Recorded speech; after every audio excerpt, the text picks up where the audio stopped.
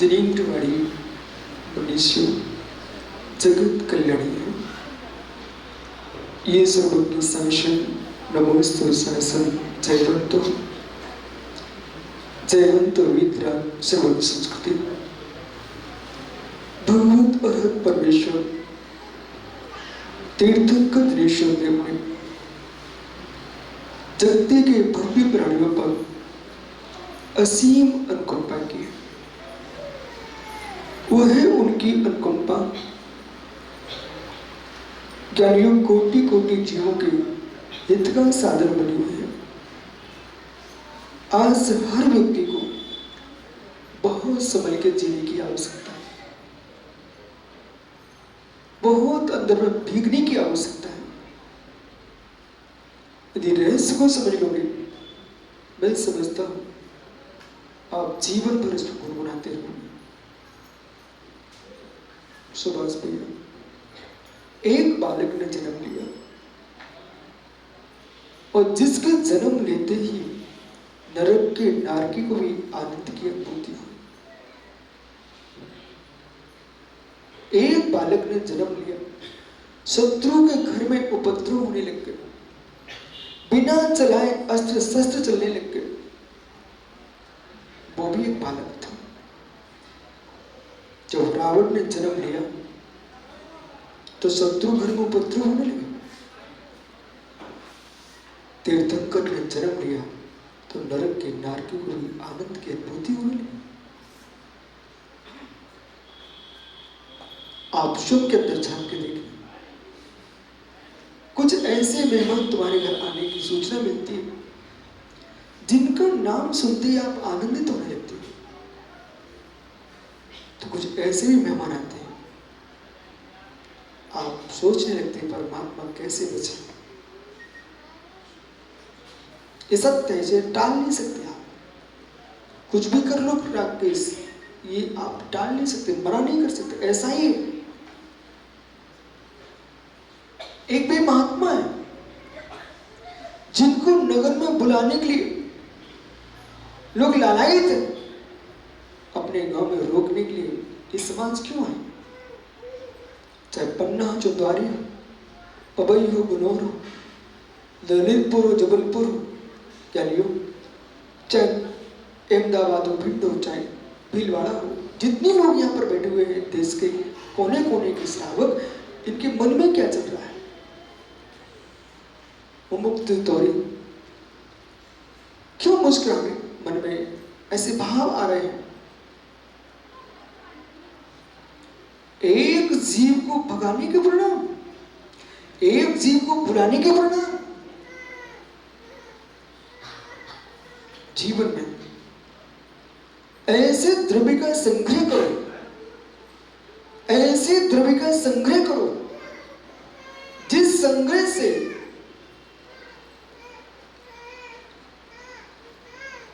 ऐसे द्रव्य का संग्रह करो जिस संग्रह से मित्र साहिनगर वाले सोच रहे महाराज हम भी तो आए, घबराओ मत, मैं एक शब्द बोल रहा हूं, उस पर ध्यान दो। ऐसे द्रव्य का संग्रह करो जिस संग्रह से जिन जिन ने द्रव्य का संग्रह किया है उन सब में तुम्हारा हक होना चाहिए। अभी समझ में नहीं आया? ऐसे द्रव्य का संग्रह करो जिन जिन ने द्रव्य का संग्रह किया है उन सारे सारे देश में जितने घर हैं सब घरों में तुम्हारा हिस्सा हो। ऐसे द्रव्य का क्या संग्रह किया आपने जब तुम्हारे संग्रह में दूसरे का हिस्सा हो? कमाता त्रिलोक भाई राकेश कहता मेरा हिस्सा दो।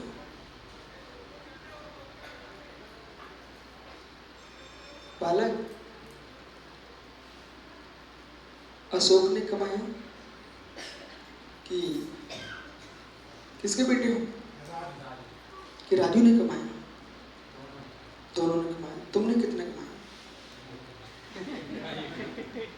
घबराओ मत बेटा, यदि राजू कुछ भी नहीं देते तो अशोक को अहमदाबाद से आकर के हिस्सा दिलाना पड़ेगा। विश्वास में तुम मांग के तो दे। तो ऐसा राजू ने क्या कमाया तो दूसरे को देना पड़ जाए? ऐसा क्या कमाया दूसरे को देना पड़ जाए? अरे ऐसा कमाओ कि दूसरे में के कमाई में मेरा हिस्सा हो। अभी भी समझ में नहीं आया? हे मित्र, मैंने देश में किसी भी घर में कोई संपत्ति कमा के नहीं रखी। मैंने देश में किसी भी घर में संपत्ति कमा के नहीं रखी, परंतु जिस भी नगर में जाए गली गली में बहुत समय नमोस्तु करने लोग खड़े हो जाते हैं।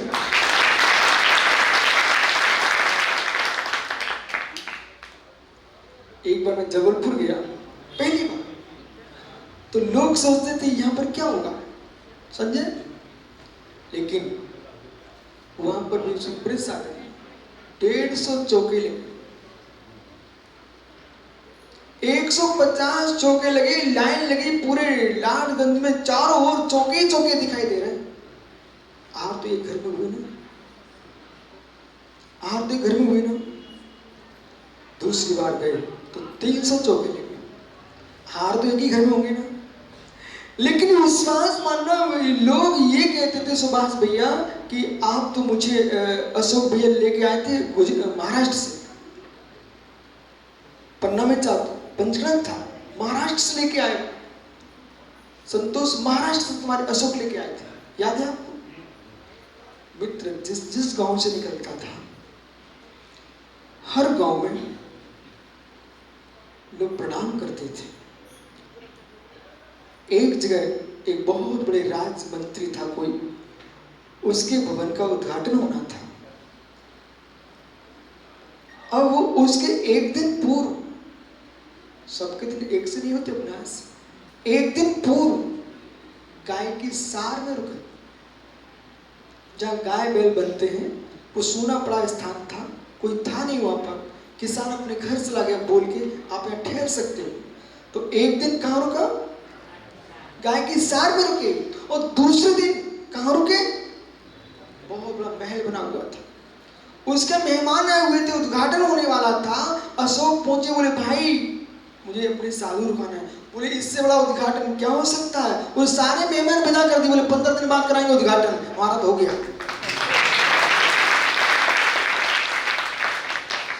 ऐसा द्रव्य कमाओ जिसमें तुम्हें हिस्सा न देना पड़े, ऐसा द्रव्य कमाओ जिसका हिस्सा न देना पड़े, ऐसा द्रव्य कमाओ हर घर में तुम्हारा हिस्सा हो। तीर्थंकर 3 लोक में इनका नाद होता है, उनका हर ज्ञानी लोक में हिस्सा है, लेकिन वे किसी को सर देते नहीं। क्या बादल तू बादल नाम पा करके भी ये कहे पंडित से बोले दादा मेरा भी हिस्सा दिलवा दो। ये पागलों की भाषा है।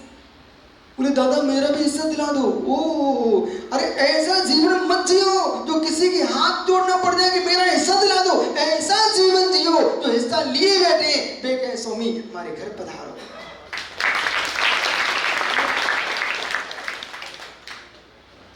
धन्य वृंदगंत तपोधन।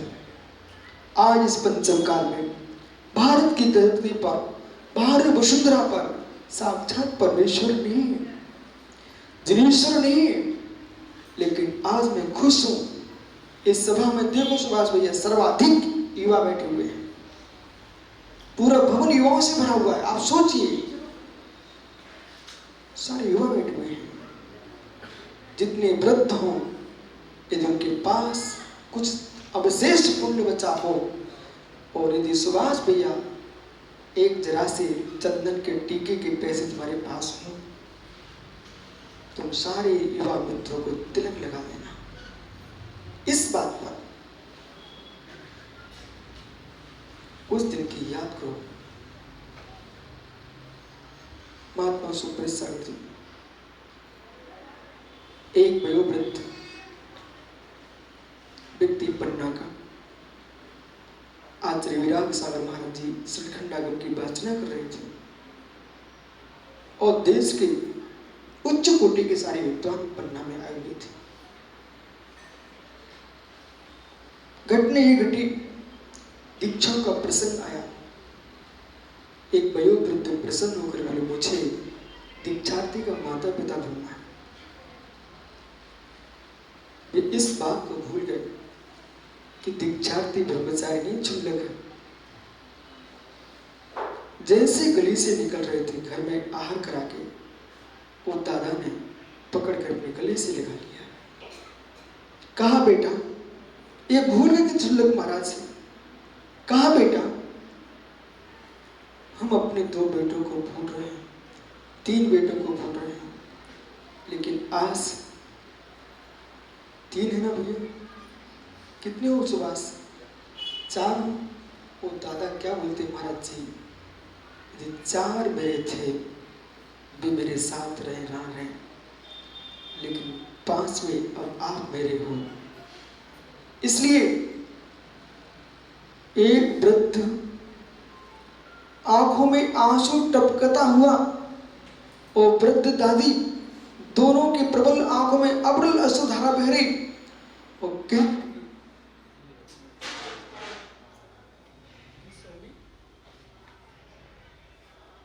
सच्चा पुत्र ने आज पाया है और यदि अगली पर्याय मनुष्य के मिले तो मैं किसी गैर का माता पिता ना बनूं, मेरा बेटा ही मेरा गुरु बने।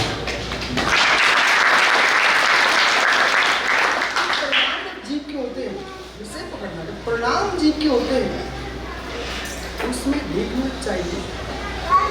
इन युवाओं को देख करके, साधु महात्मा को देख करके किस गांव में महाराज जी जाएंगे, किस गांव में नहीं जाएंगे, ये विषय अलग है। कहाँ रुकेंगे कहाँ नहीं रुकेंगे विषय अलग है।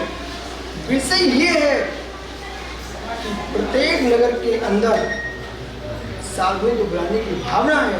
ये पंचम काल का चमत्कार है।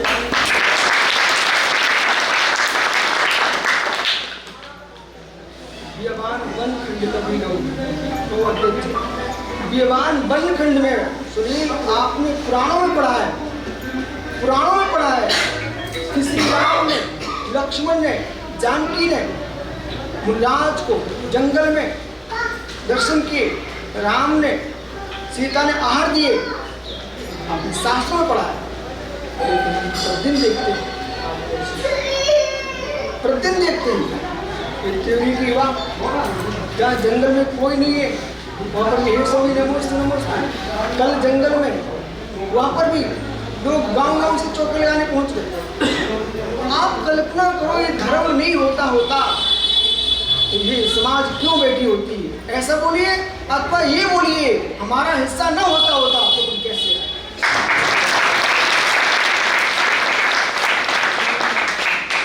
एक समय था सुभाष भैया सहाय नगर में मुनिराज नहीं रुकते थे, ऐसे सीधे निकल जाते थे। इसके बहुत दिन पहले मैं एक बार निकला था।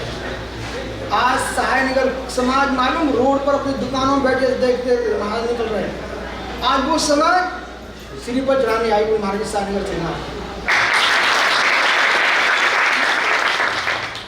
धर्म वही है मैत्री भाव, मैत्री भाव ही धर्म के साथ दोना ही नहीं है। चाट कितनी सुंदर, धोना ही नहीं है तो चाट की सुंदरता किस बात की? पहले धोना ही देखना पड़ेगा, फिर बाद में चाट खाने को मिलेगी। जिसके पास मैत्री भाव का धोना ही नहीं है उसके पास धर्म की चाट क्या होगी? आज समाज में अखंडता की आवश्यकता है, आज समाज में मिलकर रहने की आवश्यकता है। ये सब छोड़ दो, हम कौन है क्या नहीं है। आप ये देखो भगवान महावीर की जय बोलते हो, नमोकार को पढ़ते हो, मुनियों को मानते हो, देव सा गुरु को मान रहे ना, बस धर्मात्मा की यही पहचान है, यही पहचान है। क्योंकि आज पूरी समाज को संगठित होने की आवश्यकता है। समय ऐसा चल रहा है, आज समाज को संगठित होने की आवश्यकता है। प्रत्येक युवाओं से मेरा कहना बेटा अब आचार्य विमल सागर महाराज जी की जय बोल सकते, लेकिन आप तुमको दिखेंगे नहीं। सुनो मेरी बात, आचार्य विमल सागर की तुम जय बोल सकते हो, उसे कोई मना नहीं कर, लेकिन आप उसे नहीं दिखेंगे। जो तुम्हारे सामने उन्हें तुमको देखना पड़ेगा। आज महावीर की जय बोल सकते हो, तुमको मिलेंगे नहीं, जो सामने उनको देखना पड़ेगा। ऐसे समाज के बुजुर्ग ऊपर चले गए, वे तुमको उनका नाम ले सकते हो पर दिखेंगे नहीं। आज जैसे आज के मुनि को तुम्हें देखना पड़ेगा, आज के युवाओं को भी सुभाष भैया आपको आगे बढ़ाना पड़ेगा। भविष्य की यही समाज है। यदि इनको बच्चे ही मानते रहे तो समाज कब बनेगी? इन्हें बच्चे ही मानते रहे तो समाज कब बनेगा? युवाओं से मेरा कहना है बुजुर्गों का सम्मान रखना बेटा, लेकिन आगे बढ़ के काम करना। उन्होंने कहा बेटा महाराज जी आए हैं, तो आप बैठो, आपको मुझे आशीर्वाद दो और विचार दो, काम हम करेंगे। यहाँ पर पंचमा देना आचार्य महाराज पधार रहे हैं, इसलिए संपूर्ण समाज के लिए जैसे आज तुम आ गए ना, आचार्य श्री को महसूस हो कि विश्व सागर आपके आंगन की सफाई करके चले जा रहे हैं और आप पधारो यहाँ पर। जैसे आज पूरे पन्ना जिले की समाज यहाँ बैठी हुई है, जब तक आचार्य महाराज रहे भाई तो सबको लेके आना संतोष सही, इसलिए लेके आना मित्र। महाराज तो आए चले जाएंगे, ये तो चले जाएंगे, लेकिन जो 3 लोग के नाथ का पंचम महोत्सव है वो भी पूरा हो जाएगा। तो तुम्हें कुछ नहीं दे पाएंगे, महाराज कुछ नहीं दे पाएंगे, पंचम कुछ नहीं दे पाएगा, तो कौन देगा? जो तुम्हारे परिणामों में अनिल विशुद्धि बनेगी तो तुमको सिद्धि दिलाएगी। विशुद्धि के साथ नहीं छोड़ना चाहिए।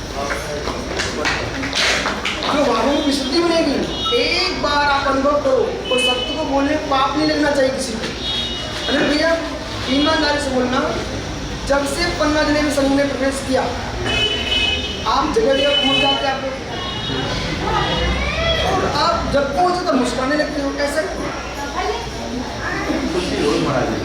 बालक तो बेटा हैदराबाद में मिला मुझे, वहाँ देख हंसने क्यों लगा? खड़े हो जाओ।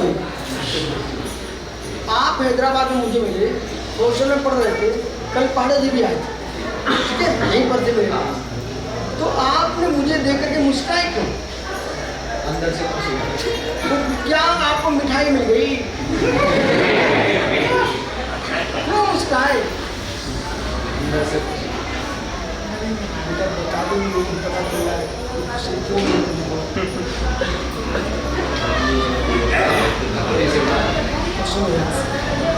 भाई आप कैसे आए? मुझे जानती हो दूसरी मुस्कान तो क्यों मुस्कान क्यों मुस्कान?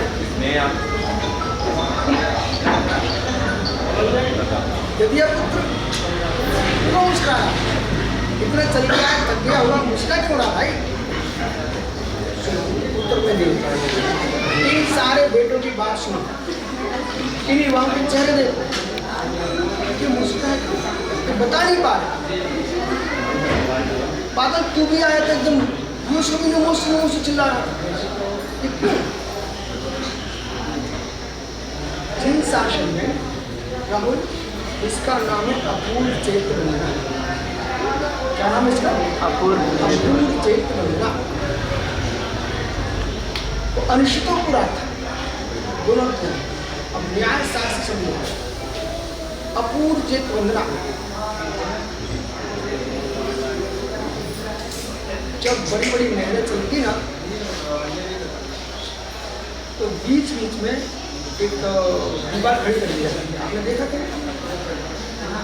बीच नहर के बीच में एक सीमेंटेड दीवार खड़ी हुई, देखा कहीं? जिसे आप स्टाफ डैम बोल रहे हो, स्टाफ के लिए नहीं है और रेस्ट पर पास में क्यों नहीं बनाते? 2-4 किलोमीटर के बाद मिलता है। जो पानी का जो गमन है, गति है, तो धीमे धीमे बंद हो जाती है। और जब स्टाफ डैम पाता है तो बीच में रुक जाता है, तो फिर पानी ऊपर से जाएगा, चढ़ेगा पहले, फिर नीचे गिरेगा, तो आगे गति बढ़ जाएगी। मतलब सब बातें मुझे बताना पड़ेगा। पानी की गति बढ़ती नहीं बढ़ती है कब? अब विशेष समझिए, ऐसे ही गांव के मंदिर जाते जाते गति बंद हो जाती है, तो आपको तीर्थों की वंदना करने चले जाना चाहिए, तो वहां पर गति बढ़ने लगती है। और घर के लोगों का चेहरा देखते देखते थक जाने लगते हैं, आगे थकने लगते हैं, तो आप मुनियों का चेहरा देख मुस्कुराने लगते हैं।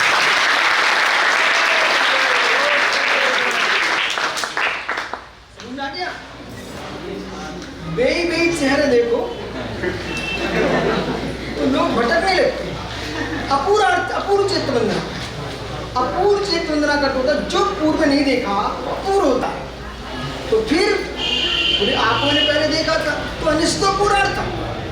जो विषय तुम देख चुके हो, जान चुके हो, फिर भूल गए बीच में, वो पुनः मिल जाए तो वो भी और अपूर्व हो जाता है, वो भी अपूर्व होता है। इसलिए बीच बीच में साधु संतों के पास जाते रहना चाहिए, सिनेमानी का स्वाध्याय करते रहना चाहिए और अरहंत देव की वंदना करते रहना चाहिए। यदि आपको अपनी मनुष्य पर्याय का यथार्थ आनंद लूटना है और अपनी गति को दुरुस्त रखना है, बंद नहीं करना है, तो जैसे बीच में दीवार नहर में खड़ी हुई है, ऐसे बीच में आपको मंदिरों की दीवार को पार करके चले जाना चाहिए, अंदर जाना चाहिए। जो मुस्कुरा रहे हैं आप विश्वास करो, देव सा गुरु को देख करके जिसके मस्तिष्क में भैया सुनागिरी प्रेस, देव सा गुरु को देख करके जिसको मुस्कुराहट आती है वो नियम से भविष्य का भगवान है।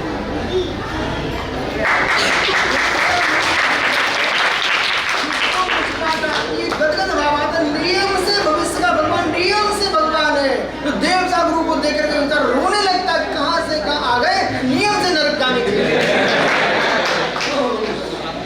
मैं नहीं कह रहा हूं भाई, समझ लो जो है जिसको धर्मात्मा देखकर सागर उनारे के स्नारा। देव सा गुरु को धर्म को देख करके अब बेचारा कोई सोचो, वो ऐसी धूप पड़ रही है, कितनी गर्मी है, अब कुएं से पानी निकालना पड़ेगा, चौका लगाना पड़ेगा, ये कहां से कहां परमेश्वर आ गए। ये सोच रहा हो घर में पत्नी की साड़ी धोने के लिए कितना पानी भरा, रात को हार कराएंगे तो कर्म धुल जाएंगे। अब बोलो ज्ञानी आप क्या सोच रहे हो? भाई साइकिल क्या सोच रहा है? ये सोच रहा है काम परमेश्वर आ गए।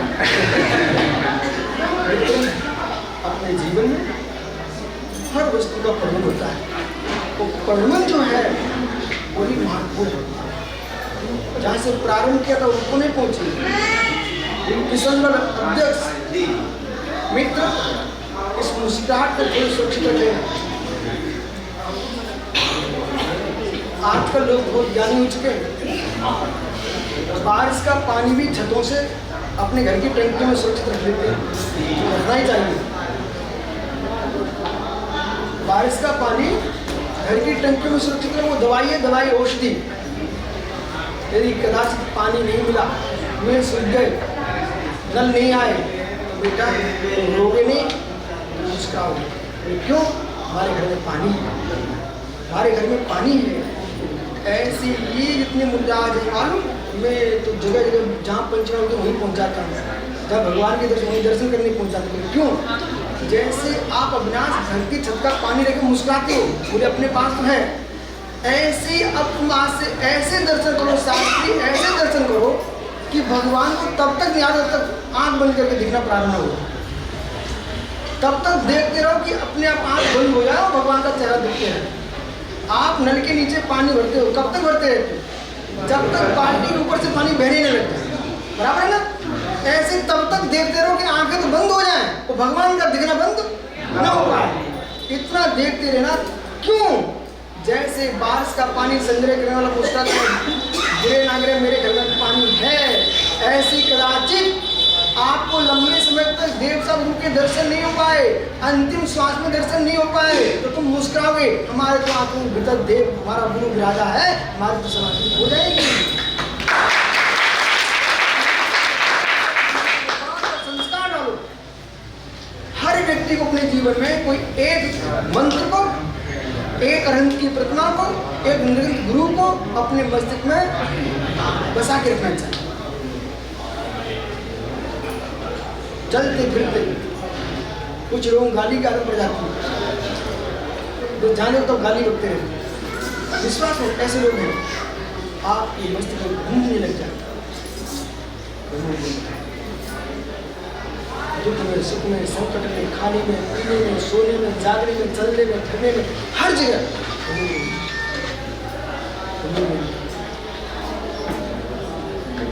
भरोसा है क्या? भरोसा क्या?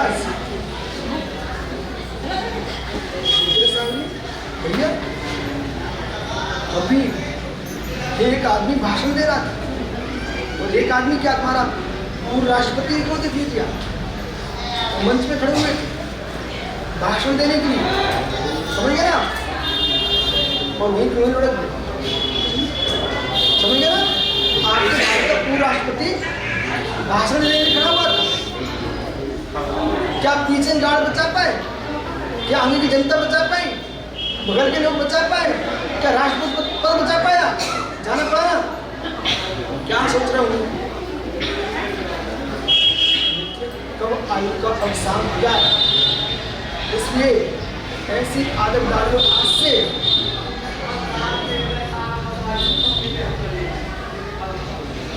आज सामने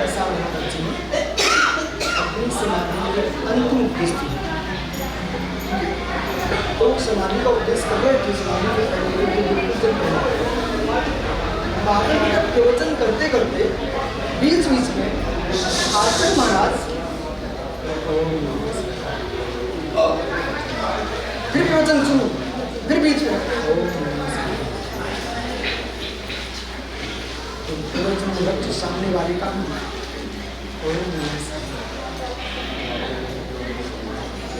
जिनको मोक्ष के प्रति तीव्र प्रीति है, समझो नहीं, जिनको मोक्ष के प्रति तीव्र प्रीति है, मैं आपको स्पष्ट बता देता हूँ।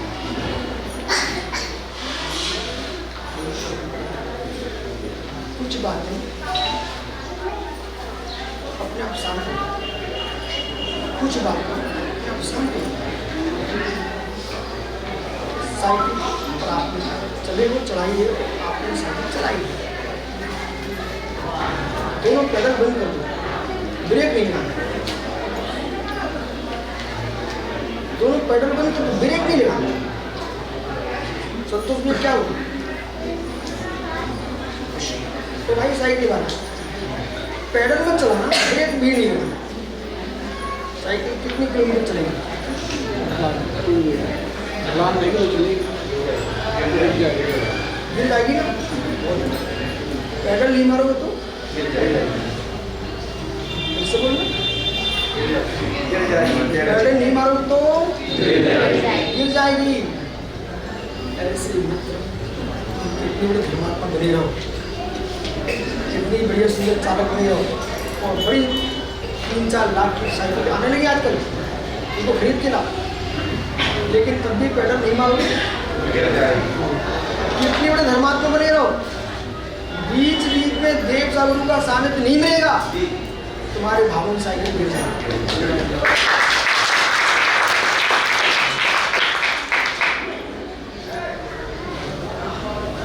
लोगों को पता ही नहीं चलता गांव में जैन है कि नहीं।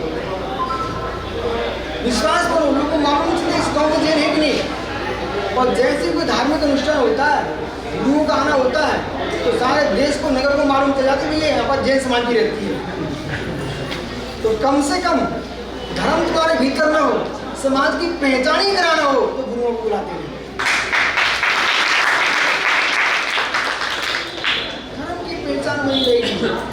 तीर्थंकर भगवान का जब विहार होता है, वह सारे जगत के प्राणी अपने आप, लेकिन में सारे सूर्य का दृश्य का ध्यान करो, मैं बंद करना खड़े हो, मंत्री हो ना, अध्यक्ष हो, कुछ नहीं हो ना, कोई बात नहीं, कुछ नहीं हो, कुछ नहीं है तो तुम खड़े कैसे हो? वस्तु खड़ी नहीं होती है, वस्तु खड़ी होती है, कुछ तो ना, किसी के बालक तो। सुभाष भैया, आज प्रातः जब हमने बिहार प्रारंभ किया, एक दृश्य सामने आया, 2 मोटे मोटे लंबे कुत्ते एक गाय के बछड़े के पीछे पड़ गए। 2 कुत्ते बछड़े के पीछे पड़ गए। अचानक सब महाराज लोगों की दृष्टि पड़ गई, क्या है बछड़े को मार देंगे क्या? लेकिन बछड़ा इधर नहीं भागा, उधर नहीं भागा, सीधा रमा करके अपनी माँ के पास गया। और जैसे ही माँ के पास गया, और माँ अपने बच्चे को पास कर खड़ी करके मालूम कुत्तों को भगाती है। देखता इसी बीच में जिसका बछड़ा नहीं था, ऐसी 2 गाय और आ गई। किसके लिए? अपनी जाति के पक्ष के लिए 2 गाय और आ गई। उनका बछड़ा नहीं था पक्के में। और जैसे ही गाय ने क्या किया, वे गाय बहुत दूर थी, सीधी किसी में गाय उन कुत्तों को भगाते हुए, बछड़े को अपने पास रखते हुए, जब बहुत सारी गायों का झुंड था, और जाके पहुंचे। तुम्हारी रक्षा तुम्हारी जाति के झुंड में ही हो पाएगी, तुम्हारी रक्षा बाहर नहीं हो सकती है। इसलिए ज्ञानी, चाहे साईनगर हो, चाहे कटनी हो, चाहे कोई हो, कहीं के भी लोग हो, समाज के साथ रहोगे तो तुम्हारी रक्षा होगी, और समाज से बाहर जाओगे तो रक्षा नहीं हो पाएगी, झुंड में ही रक्षा होगी। मालूम है गाय कितनी समझदार थी, अपने बछड़े को लेकर के यहाँ बहुत सारी गाय थी, वहां जाके प्रवेश कर गई, जो कुत्ते दूर खड़े थे।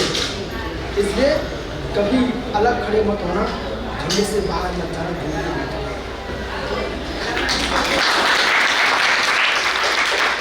चाहे श्रावक हो चाहे साधु, एकल बिहारी साधु कोई कीमत नहीं देश में।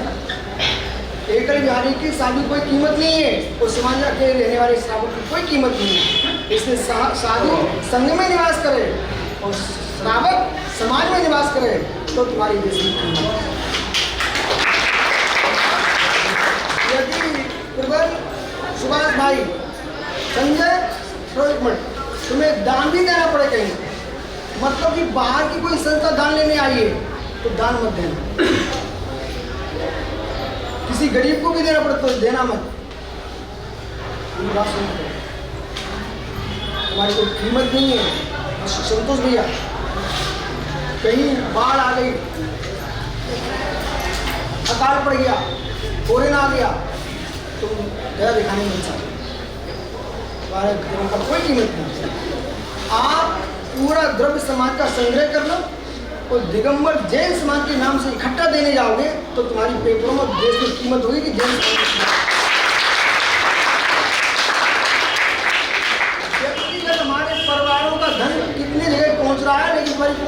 पता नहीं है कि पन्ना वाले भी दान दे रहे हैं। ऐसी जगह आपको अकेले देना ही नहीं है, समाज का स्तर करके और समाज का संग्रह करके फिर आपको गुणों दिगंबर जैन समाज के देना है। कम से कम लोगों को मालूम चलना चाहिए इस कोरोना के काल में जैनों ने कितना सहयोग किया। तो अकाल पड़ गया, एक बाढ़ आ गई, सहयोग तो अपन करते ही हैं, लेकिन सामूहिक करें क्यों? बोले महाराज आप भीतर कहते छुपा के दो, विषय समझिए अर्पिता नर्पित सिद्धि, आवश्यकता के अनुसार बदलता विषय। आज तुम्हारी कीमत नहीं है, तुम अपने मन में छिपा के भाव रखो, लेकिन लोग ये कहते हैं कि जैनी अपने आप में जीते हैं, देश का कुछ उपकार करते ही नहीं है, जबकि पूरा टैक्स कौन चुकाता है? ये हाईलाइट बनवा चाहिए। तो इसलिए एक हाईलाइट हो गया, आप भी दान देते हो, देते कि नहीं देते हो? इसलिए अब आज से सोच बदल देना, जितना तो अधिक दे सकते हो, परंतु समाज के बैनर के नाम से देना, जिससे कि लोगों को पता चलना चाहिए कि देश में जैनी लोग मात्र पानी छान के ही नहीं पीते हैं, जीवन की रक्षा भी करते हैं।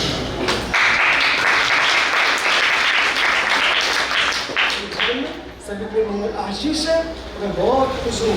यह विकल्प नहीं करना, पूरे समाज से प्रसन्न इस बात पर कि युवा दिखाई दे रहे हैं। आप पालक सुन मित्र, तेरे दादा ऊपर बैठे होंगे, वे भी मुस्कुरा रहे होंगे, इसलिए मुस्कुरा रहे होंगे कि आज मैं खुश हूँ कि मेरी पीढ़ी की पीढ़ी गुरुओं के चरणों में बैठी हुई है।